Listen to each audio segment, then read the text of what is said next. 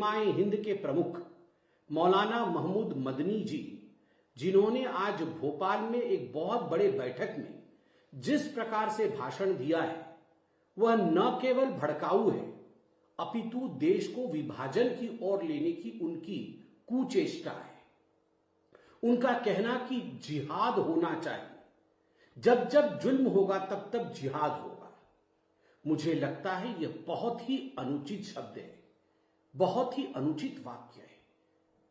और जिहाद के नाम पर जिस प्रकार से लोगों ने भारतवर्ष में ही नहीं भारतवर्ष के बाहर भी आतंक फैलाया जिहाद के नाम पे, वह हमने देखा है। तो स्वाभाविक रूप से यह कहना कि भारत में जिहाद होगा एक बहुत ही इर्रेस्पॉन्सिबल, गैर जिम्मेदारी से भरा हुआ एक वचन है। दूसरा जो मौलाना महमूद मदनी ने कहा वह था कि सरकार के दबाव में, भारत सरकार की दबाव में भारत की अदालतें काम करती है और सुप्रीम कोर्ट को भी सुप्रीम कहलाने का कोई अधिकार नहीं है। सुप्रीम कोर्ट हमारे केसेस को एडमिट कैसे करती है? सुप्रीम कोर्ट 3 तलाक पे सुनवाई कैसी करती है? सुप्रीम कोर्ट मंदिर मस्जिद वाले विषय पर सुनवाई कैसे करती है? इन विषयों पर बोलते हुए मदनी साहब ने कहा कि सुप्रीम कोर्ट को भी सुप्रीम कहलाने का कोई अधिकार नहीं है। मैं तो सुप्रीम कोर्ट से गुजारिश करूंगा, मैं भी एक साधारण नागरिक हूं, आप भी नागरिक हैं, कि यदि सुप्रीम कोर्ट के ऊपर कोई साधारण नागरिक भी इस प्रकार की टिप्पणी करता है तो supreme court suo motu cognizance ले सकता है। सुप्रीम कोर्ट खुद इसकी सुनवाई कर सकता है, क्योंकि आगे चलकर अगर इतने बड़े नेता, एक कौम के इतने बड़े नेता इस प्रकार की बात कह के लोगों को बरगलाने की कोशिश करें, सुप्रीम कोर्ट के विरोध लोगों को भड़काए, तो स्वाभाविक रूप से it demeans the stature of supreme court. I firmly believe that the Supreme Court should take a cognizance of what Mr. Madani has said today. इस देश में सुप्रीम कोर्ट हर उस केस की सुनवाई करती है जो जनता जनार्दन सुप्रीम कोर्ट के देवड़ी पर लेकर जाती है। इसमें कौन सा हिंदू का केस है, कौन से मुसलमान के केस है, इसके तरजीह पर सुप्रीम कोर्ट कभी भेदभाव नहीं करती है।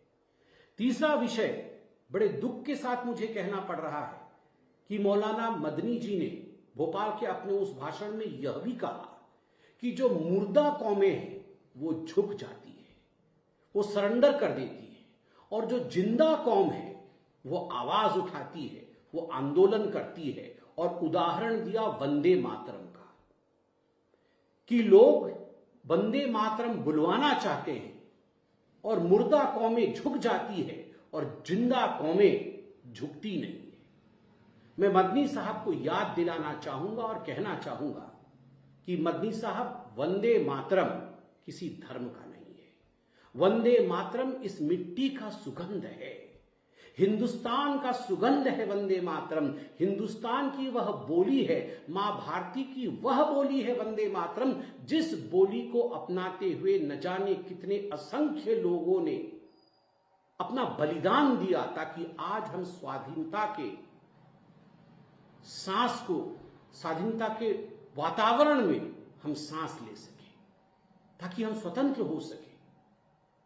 और यह जो साल चल रहा है, यह वंदे मातरम का 150वां वर्षगांठ साल चल रहा है। अर्थात वंदे मातरम को बंकिम चंद्र चट्टोपाध्याय जी द्वारा लिखे हुए 150 वर्ष 1875 में लिखा गया था, उसे लयबद्ध 1876 में रविंद्रनाथ टैगोर जी ने किया था।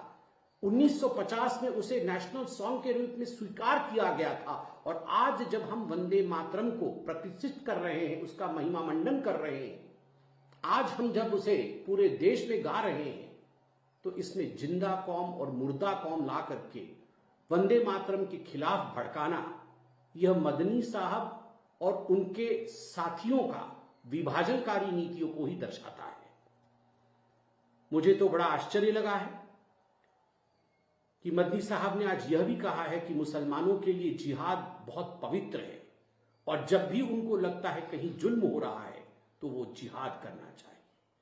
मुझे लगता है इस प्रकार के शब्दों से, इन शब्दों के प्रयोग से कहीं न कहीं हिंदुस्तान की जो मूल भावना है हिंदुस्तान का जो मूल मंत्र है, सबका साथ, सबका विकास, सबका विश्वास और सबका प्रयास, उस पर कुठाराघात होता है। मदनी साहब को इस प्रकार के वचनों का प्रयोग नहीं करना चाहिए। हम घोर निंदा करते हैं इस प्रकार के उनके बयानों का।